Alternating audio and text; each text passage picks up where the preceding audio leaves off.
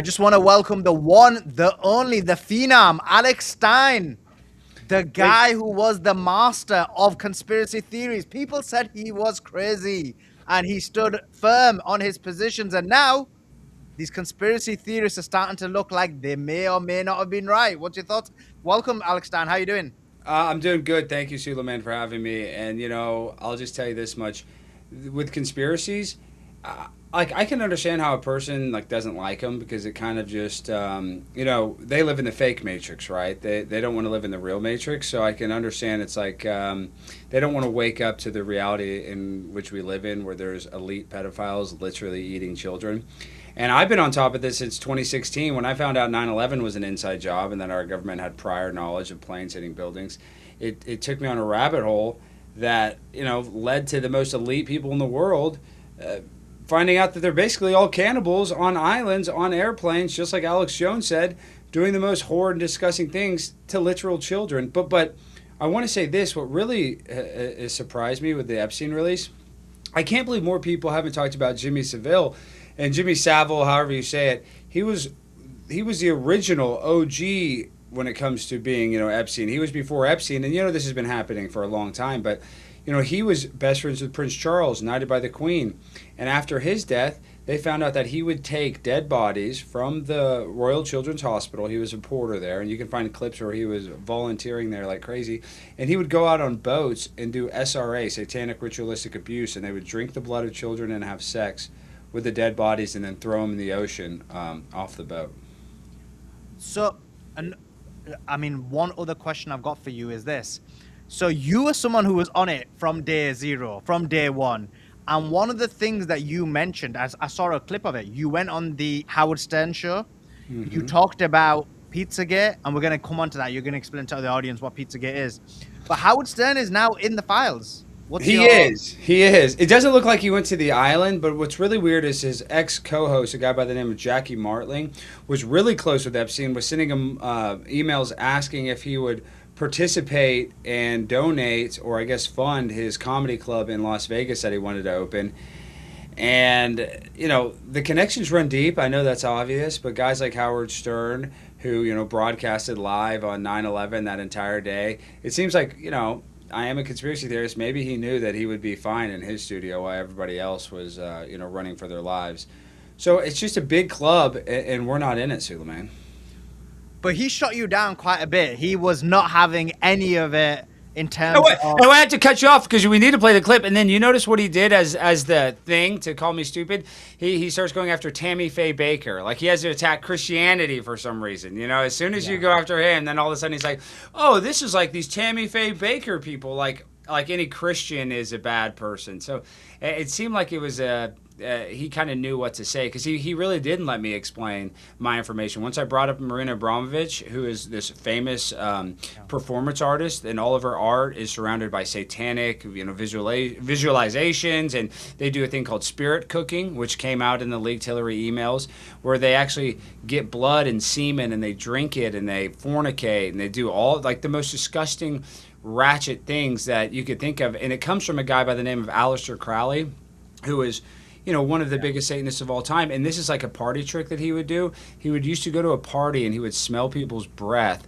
And I didn't understand this, but part of Satanism is like you want to be as gross and disgusting as possible. And he would find the person in the party, let's say they're at like a small gathering, that has the worst breath, and he would guy or girl and tell them to spit in his mouth. And he would do that, and it showed that he was edgy and cool, and that it would help him summon demons. And like people don't want to believe in God. God is real, but if God is real, that means the devil is real, and these people worship the devil, and they probably do get some sort of power. They probably do open portals that a normal person really wouldn't be able to comprehend unless they actually kind of did some research looking into it. So look, one of the big things that's come from this file, again, something you mentioned on the Howard Stern show, was Pizzagate. Explain to the audience who are not aware, who are not in the conspiracy theory world, what is Pizzagate? Explain it in detail for somebody who doesn't know. So the origins of Pizzagate started in 2015, and it came out because of the leaked emails from Hillary Clinton and her private email server. And in these leaked emails, it showed a bunch of weird messages from John Podesta with weird symbols on his hands and constant talking about maps, like, oh, this person left a map at my house, and it's not like what you think. A map is a minor attracted person, or there's other words for it. And so there was a lot of evidence that kind of linked to this guy named James Alefantis, who was voted. He was either voted like the top 40 most influential people in D.C., but he owned this pizza place called Comet Ping Pong. Now, Comet Ping Pong, after this all went pretty viral in 2016, a guy went there with a gun and got arrested. And then he died after he got out of jail being shot by cops. That's just kind of weird, and he got in an altercation with cops. But back to the Pizzagate thing.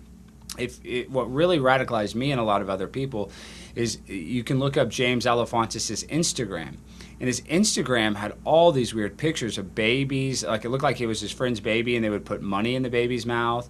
They would have all of this artwork that was depict children. And John Podesta's brother, Tony Podesta, he has one of the biggest rare art collections in the world, and his favorite piece is the Jeffrey Dahmer body that's like, reversed with his head cut off and soaked in gold hanging above his house. And then they also have a bunch of art depicting children like in a shower, naked, looking like they're about to get abused. So my point is, James Alefantis, very connected guy.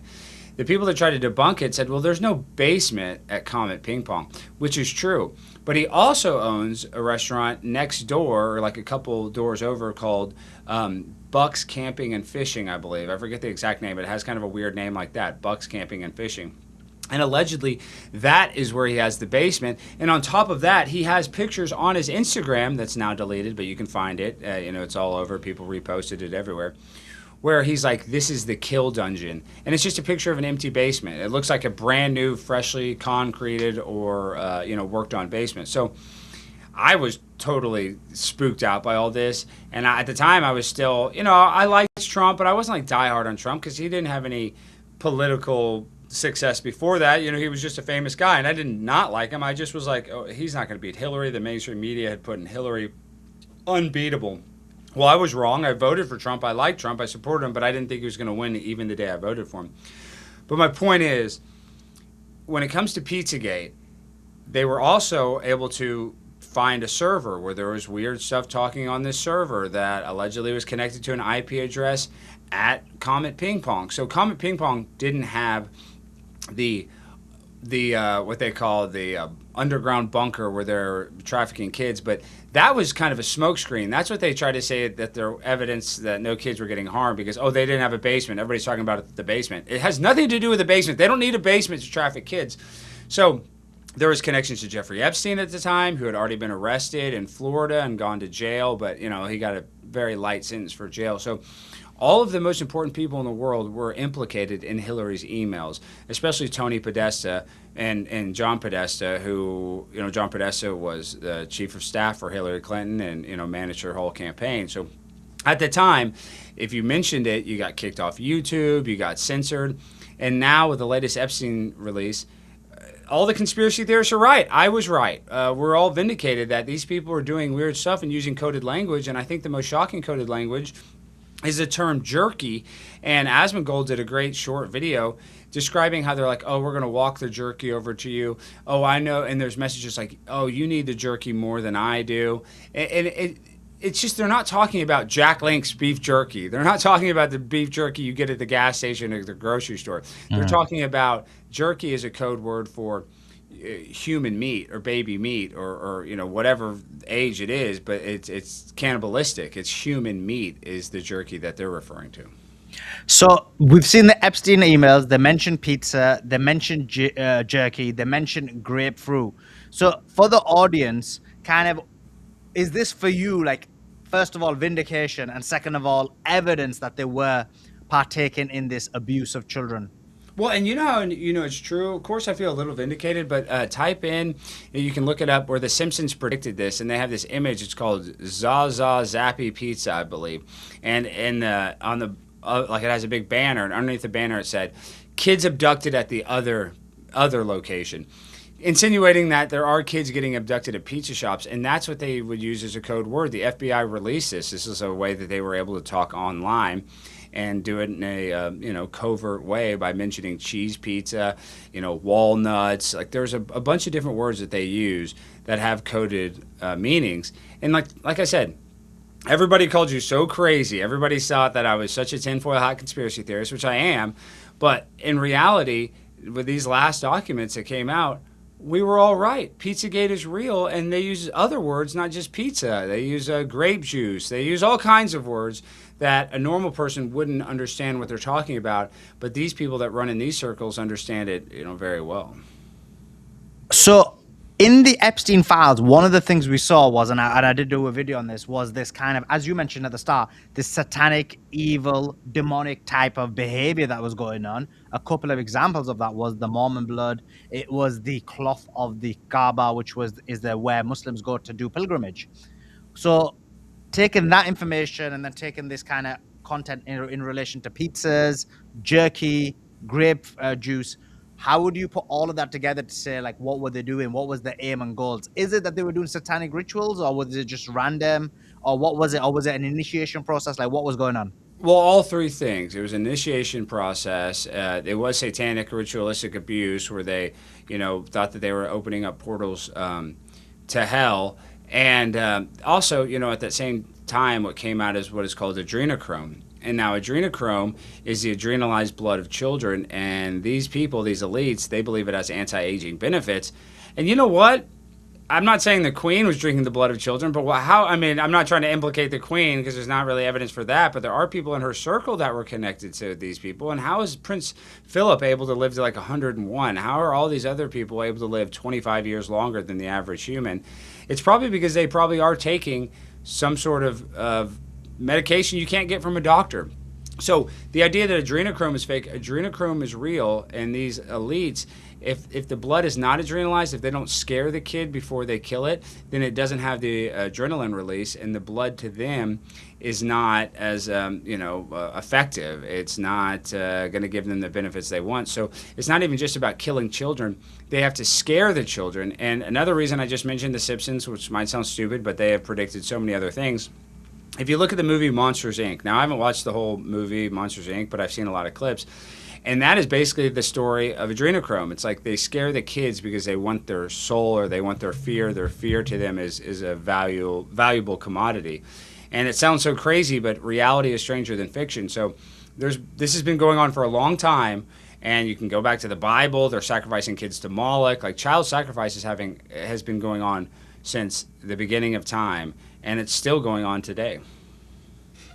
Was adrenochrome mentioned in the Epstein Files? Because I didn't see it. I don't think it has. It was mentioned, but I'm trying to remember how it was mentioned in the Podesta leaks and the Hillary Clinton leaks. But that's when the term adrenochrome became really popular, and that's still another term that you would just get basically censored off the internet for saying adrenochrome. But you can look at it. Adrenochrome's a real thing.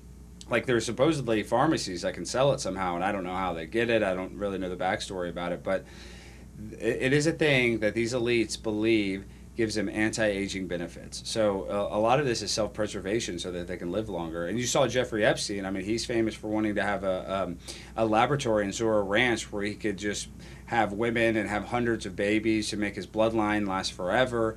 So there's just a lot of weird stuff. This is transhumanist movement where these people want to live forever. If they could plug into a computer and live forever, they would. We just haven't been able to figure that out yet.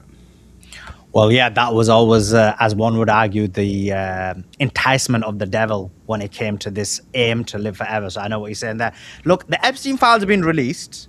Alex Stein, you've been through them. For you, what are the biggest, most shocking things in the Epstein Files? Something different to what we've mentioned already. Well, it's crazy to see Howard Lutnick, who's one of the most influential people in Trump's administration, being so heavily implicated in it and just lying and saying that he hadn't talked to him since after 2005, but apparently he was on his island in 2012. He was his neighbor. He hired his nanny. So I think that if he hired a person to take care of his kids on the recommendation of Jeffrey Epstein, then they were pretty close. You know what I mean? He wasn't just going on Yelp.com to get a review. He was actually getting it from a person that was working with her, or working with Epstein. So I think Lutnick's connection. There's obviously been a lot of leaks where a lot of big celebrities that were there, but I'm honestly not surprised. And what I'm frustrated about is I know that there's millions of more documents that they're not going to leak. And then you see videos where it says, "Oh, I like the torture video," but then they redacted who was in that conversation. Why should that be redacted? I mean, he wasn't sending that to a kid. I thought the only thing that should be redacted was the child porn or protecting the victims. I don't think a victim sent him an email saying how happy they like a torture video. So there's just a lot of weird stuff going on. They had this old thing called snuff films back in the day where people want to watch a video of somebody getting killed. So these people were probably watching snuff films and doing satanic rituals at the same time. So to them, to watch a torture video, that's a real thing. They would like it. They would get pleasure from it. Yeah, you're right. The redactions don't make sense whatsoever. An example of the one that I found shocking was when Elon Musk's name was redacted. And it was quite clearly him because it was about SpaceX. It was just crazy.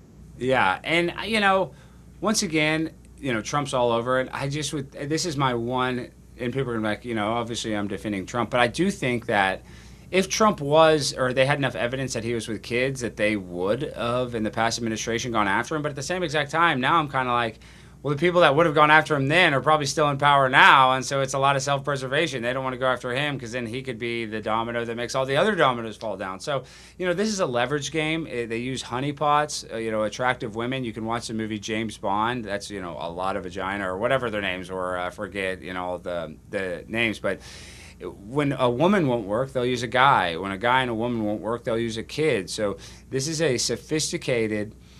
how do I describe it? It's a sophisticated blackmail ring where they want to get people and make them vulnerable. You look at like clips of Lindsey Graham, who's allegedly a homosexual, and they call him Lady G because he allegedly sleeps with all of these boy prostitutes. There's a clip from the South Carolina when they were having flooding, and they're asking about South Carolina, and then he goes, "Well, I'm not too worried about South Carolina. I'm worried about Israel. They need more guns and they need more bombs." And you're like, dude, you don't get elected to go to Congress to represent Israel. Same with Ted Cruz. He just said that he got elected to go to Congress to protect Israel. It's like, no, you didn't. You're in Texas. You need to protect us from illegal immigrants or from God knows what, to make it where we can actually afford to pay our bills. But instead, these people are so hyper-focused on foreign countries and geopolitics, it makes me think that there's leverage on them. So that's why they do this, and that's why they do it with Hollywood celebrities, and that's why they do it with musicians, because they want to be able to control the narrative. And there is one thing that I have noticed, that if you really put two and two together, Israel is starting to really lose the propaganda war. It's probably because they don't have any leverage, because a lot of people know what's going on. And I'm not saying it's just Israel that does it. I'm sure there's other countries, but also I know you might not agree, but I would say the UK probably does it because they killed Princess Diana, in my opinion. So I don't think it was necessarily Israel, but also it could have been they could have been involved because allegedly she was pregnant with Dodi Fayed's son, and they didn't want them to be a Muslim. You want a Muslim prince? Yeah, I know. So that is kind of a funny connection. I'm just saying, these people are losing the propaganda war right now, and it's awfully convenient that they have probably not been able to run the sophisticated blackmail scheme that they were running. And you're like, Alex, don't call me anti-Semitic, because I'm not. But if you look at Ghislaine Maxwell's dad, Robert Maxwell, he never admitted that he worked for Israel, but when he died under mysterious circumstances, getting thrown off his boat, basically, he was given a military official Israeli funeral, like to the highest order, whatever, as if he was like a general in the IDF. So it just kind of makes you go, this is weird. Why didn't he ever admit that he was working on behalf of Israel? So we don't even know who's working for who, but it seems like the times are changing. The propaganda is not working as well, and people watching Super Bowls with a blue square, it's not really changing their mind. It's almost just kind of reinforcing their viewpoints already.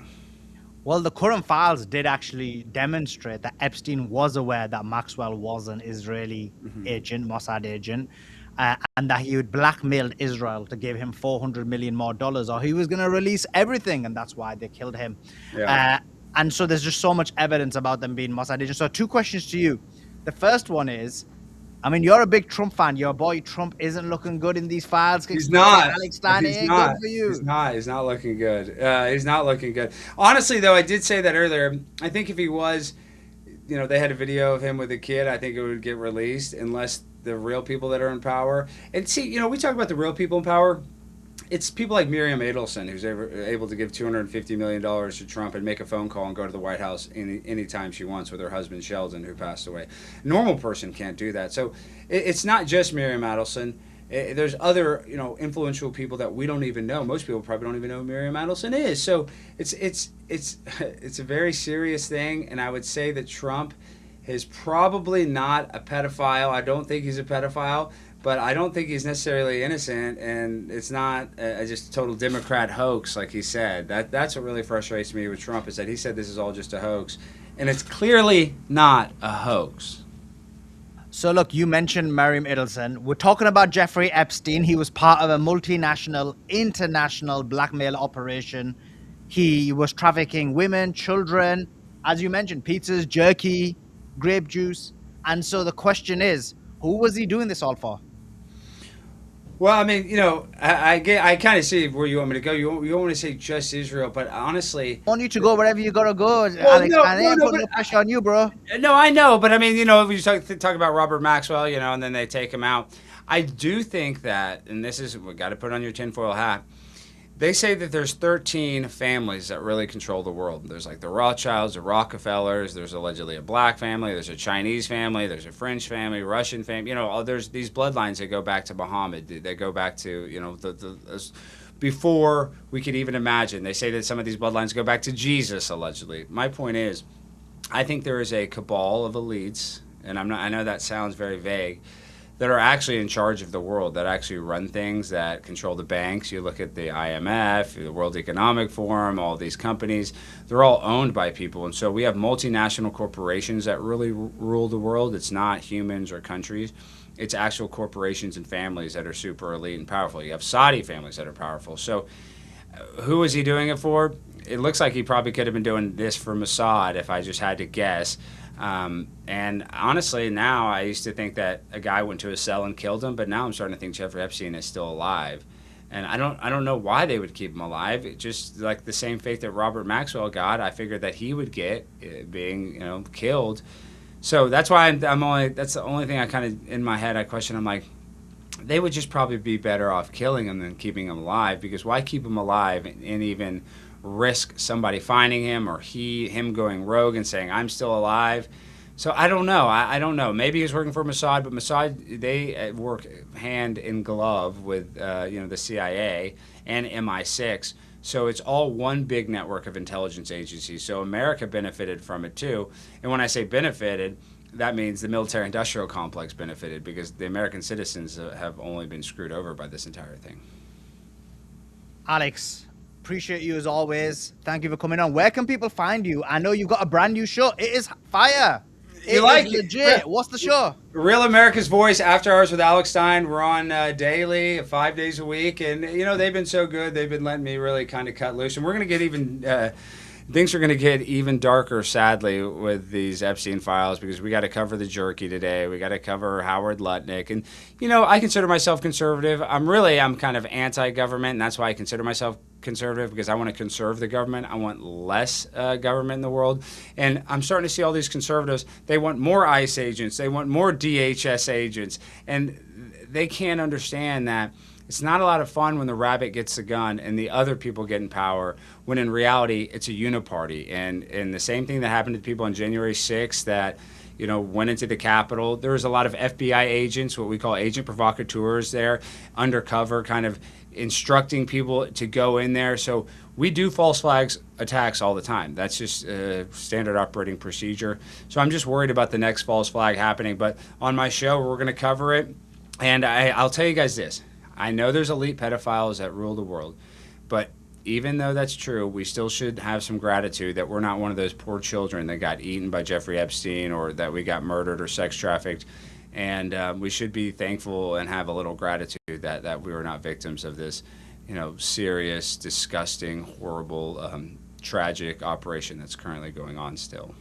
Well, I think you're like one of the top conspiracy guys. So if there's anybody you want to see, anybody you want to hear from about whether these conspiracies were true, check Alex Stein out. Alex Stein, you're also on X. I think it's Alex Stein 99, right? That's it. Please follow me. And my first podcast was a Conspiracy Castle, and that's all I did was talk about all this stuff. And now they're going back to the moon on this Artemis mission. Now that AI is perfect, and Elon Musk is, everybody says Elon Musk is the best guy. There's some skeletons in Elon Musk's closet. Obviously he was in the Epstein Files. So my point is, they say idolizing a politician or celebrity is like thinking the stripper actually likes you. The stripper doesn't like you, and these politicians and celebrities don't give a damn about you. They definitely don't. And we spent 2 whole days together, chilling out, speaking, and you were telling me every single conspiracy theory there was. And I don't know, you were making some good arguments. So I appreciate you. I know. I do know a lot of conspiracies. I mean, I'll tell you this much. With a conspiracy, the only thing that I need is time. Because time, the truth will always come to light. And you're saying this is what's happened with the Epstein Files. You were proven right about Pizzagate. You were proven right about... But real quick, just wait. In 10 years from now, 20 years from now, I'll probably be dead. And however many, 30 or 40 years, more stuff is going to come out. Because everything that came out with Jimmy Savile, who was the worst predator in the UK's history, or one of them, it all came out after his death. So don't hold your breath, but more stuff will come out, I guarantee it. Appreciate you as always, Alex. Much love, and everyone should check him out. He is awesome. Appreciate you, Alex. Peace. Talk to you soon, brother. Thank you.